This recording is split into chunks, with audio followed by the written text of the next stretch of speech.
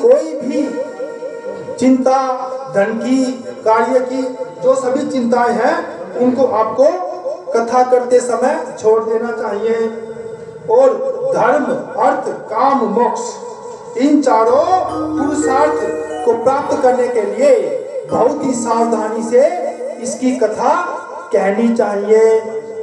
और जो कथा सुनता है उसके लिए भी नियम है, क्योंकि माता की कथा सभी को सुनने का अधिकार नहीं है। जो दूसरे का धन का अपहरण करता हो, जो देवता के धन पर अधिकार करता हो, जो अत्यंत लोभी हो और जो कभी भी किसी पीड़ित व्यक्ति की सहायता न करता हो, ऐसे व्यक्ति को यह कथा सुनने का अधिकार नहीं है। श्रीमद्देवी भागवत बहुत ही पुण्य फल देने वाली कथा है। इस समय जबकि ये पूजा 9 दिनों तक होती है, नवरात्रों में नवान्नवी से कहा जाता है, इस अवधि के दौरान सभी को अच्छी तरह से नियमों का पालन करना चाहिए। और इसके लिए कुछ विशेष नियम भी बताए गए हैं, जैसे इस अवधि में बैगन, तेल, दाल, मधु एवं जला हुआ तथा बासी अन्न को नहीं खाना चाहिए। मांस, मसूर, मूली, हींग, प्याज, लहसुन, गाजर और नालिका नामक जो सब्जी है उसे नहीं खाना चाहिए। काम, क्रोध, मद, अहंकार इनको अपने मस्तिष्क में नहीं आने देना चाहिए।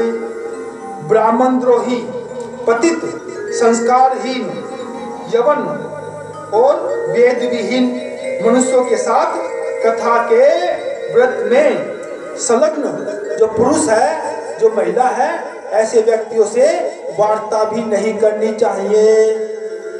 यही नियम नवरात्रों में भी लागू होते हैं। और जो देवी भागवत की कथा तो बहुत अधिक विशेष फलदायी है।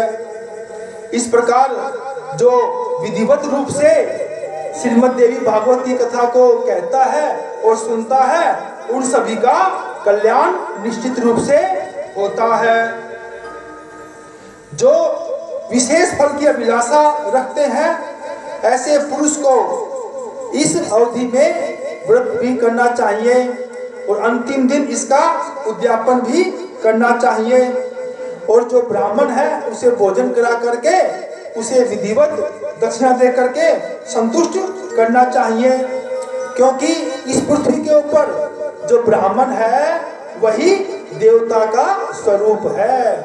देवता नहीं है लेकिन देवता का स्वरूप है।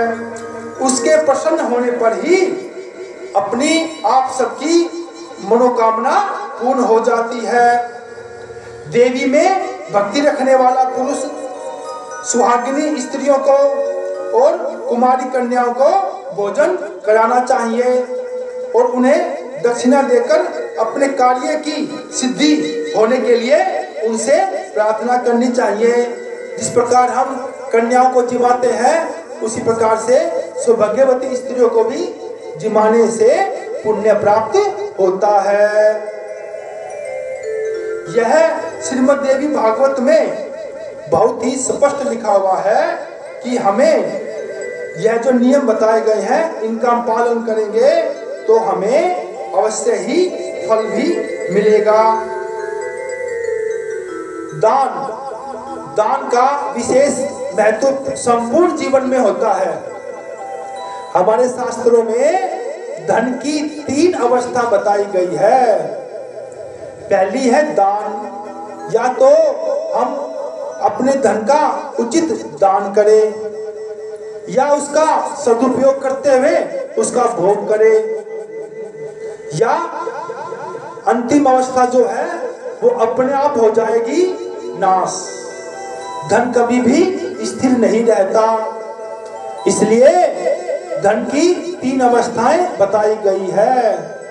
और हमारे शास्त्रों में यह भी कहा गया है कि जो हम कमाई करते हैं उसका 10वां हिस्सा हमें अवश्य ही दान पुण्य में लगाना चाहिए। दान पुण्य करने से हमारे जो पाप कर्म है उनका नाश होता है, और कभी ना कभी जो हमारे द्वारा अच्छा कर्म किया गया है उसका फल भी हमें अवश्य ही मिलता है। श्रीमद् देवी भागवत कथा सुनने से देवी माता का आशीर्वाद मिलता है, और देवी माता हम सबकी मनोकामना पूर्ण करती है। और सत्य जोता वाली माता तेरी सदा ही जय।